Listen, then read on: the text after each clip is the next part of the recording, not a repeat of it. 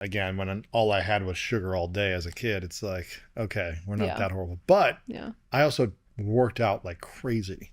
Whereas a lot of people have all the sugary stuff and they eat more and more and more of it and they stop moving their body. Yeah. And then that's where the obesity, their chronic illness comes in play, where you're just over consuming calories and you're not moving as well, I think, right? Yeah, I think it's a good point, especially for kids and adolescents. Like movement is really important too. Just getting them out, Key. kind of running around, getting When, them off the iPad. and so, yeah, I mean, that's a whole nother topic. Yeah, because we but didn't really have that. we didn't have that, Yeah, no. as children. When someone feels paralyzed by all of the food, health, and nutrition information that's out there, and it seems like new content being fed to them daily, what are a few steps that they can take to start feeling more at peace about understanding what is correct and what is misinformation?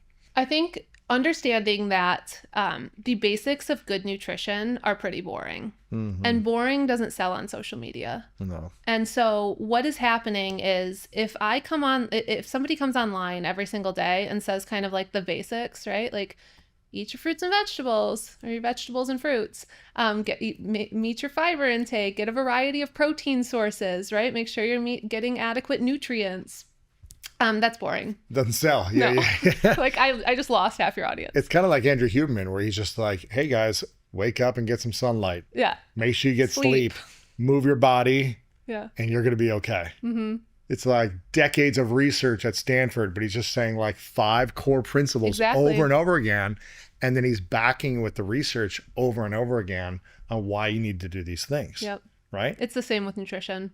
Yep. Stay hydrated, get nutrients, eat a variety of foods, eat minimal, low nutrient, ultra processed foods.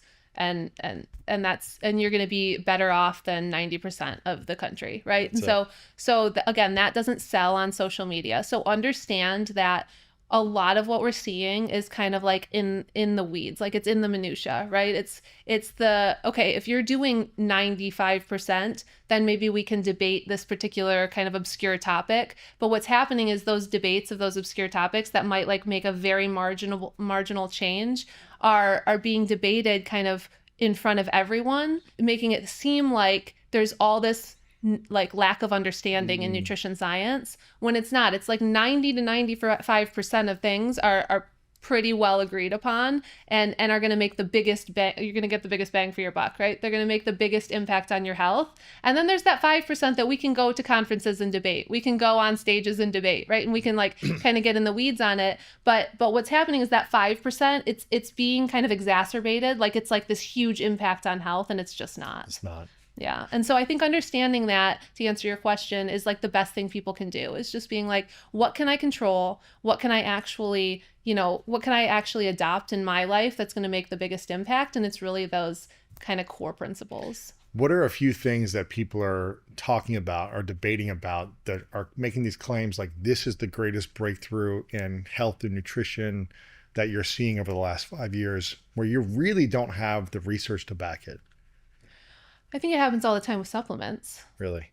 Yeah. I mean, that's what supplements are essentially. They're like, you see like a mechanism of action, and it's like, okay, so if that's the case, then we can create this supplement and we can, really like maximize the effect. And it's just that without the data to suggest that that's actually happening. Is there research around supplements that actually are supportive for health benefits? Sure. Yeah. If you have a nutrient deficiency, and you take the nutrient, vitamin D, for example, if you're deficient in vitamin D and you take a vitamin D supplement, there's good data on that. I mean, there's a lot of these supplements, though, there's not the funding. We were talking about research funding. You have to have funding in order to fund the research studies.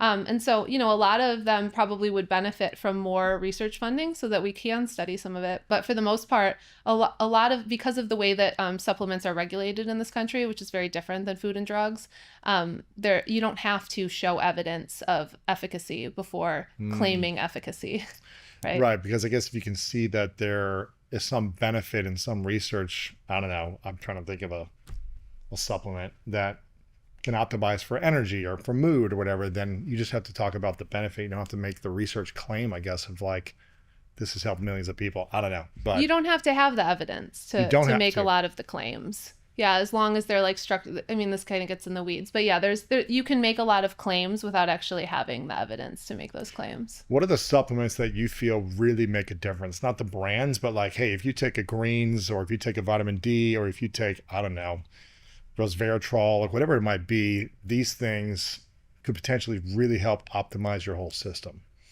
Again, I think that the vast majority of people don't actually need to focus on supplements because we're not even meeting our core kind of like health recommendations, even myself included, right? I'm not meeting the sleep and the stress, right? Yeah. So that's what I really need to be kind of focused on. And I think a lot of people, it's a lot easier to just take a pill, right? So a lot of people will think that they can take a supplement to kind of counteract the negative effects of not following those kind of key pillars, and again, there's no evidence to suggest that that's the case. Interesting. So I think that for the vast majority of people, I wouldn't say that there's a single supplement that everybody needs.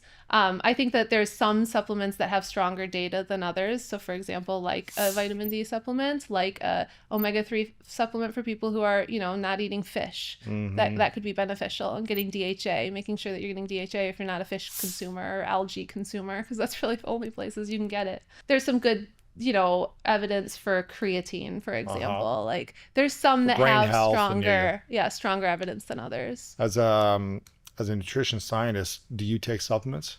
Yeah, so I take well, no and yeah. So not like every day. So it's not something, but I have used protein powder just like since I was an athlete. And so that's just it. Again, it's not something that I recommend everyone needs, because like you can get adequate protein without it. But for me, if I'm like working out pretty heavily, that's something that I'll take. And then outside of that, I don't really. Protein, and that's about it. Yeah. No greens powder, no vitamin C, I eat a lot of vitamin vegetables. D, no creatine, no. You feel like you're good with everything with whole foods. Yeah. Okay. Because I guess a supplement is really just coming from a whole food typically, right? Most of them. It's like if you eat the whole foods. Most supplements are actually synthetic. Yeah. Right. But yeah, there are some whole food supplements. Sure. What frustrates you the most as a nutrition scientist and researcher? What frustrates me the most? Yeah. I think that the people kind of manipulating science. So, we were talking before how you can kind of find a study to say anything. I think it's very frustrating when, someone will kind of go back and they'll be like a study from 11 years ago, and it will show kind of like a correlation between two things. And then someone will kind of like make a social media video about it, like it's this bombshell, and, it shows evidence of something. Hopefully relying on people to not understand that correlation is not causation, relying on people to not understand that's a single study kind of published in a mid-tier journal and the consensus doesn't say the same. So I think what frustrates me the most is people kind of manipulating this lack of scientific understanding to then just kind of like get social media views, and kind of like it's pseudoscience. It's using the language of science without actually doing the scientific process. So, we see it a lot on social media. A couple of things to look out for too, in terms of like this manipulation of science. They'll conflate correlation and causation. So correlation is just two things increase at the same time. The best example is like shark attacks and ice cream sales. They both have this like kind of like curve, and they go up in the summertime and then drop in the wintertime. And so they're very highly correlated, shark attacks and ice cream sales, but they're confounded obviously by the weather, right? So as it gets warmer, shark attacks and ice cream sales increase. But the problem is that if you don't understand that that's just a correlation, and you show a graph like that and pretend it's causation, you could create a policy like prohibiting ice cream sales in order to prevent shark attacks. And that's not going to prevent shark attacks. Right. So that's why you need to look at like causal data, right? Because that's just a correlation. So you can use correlation to kind of like observe what's going on. And then you need to design studies to actually assess causation. Thank you for watching this video. If you want more inspiring clips like this, make sure to click right here to subscribe, and click right here to watch that next video that is specific to support you in your life.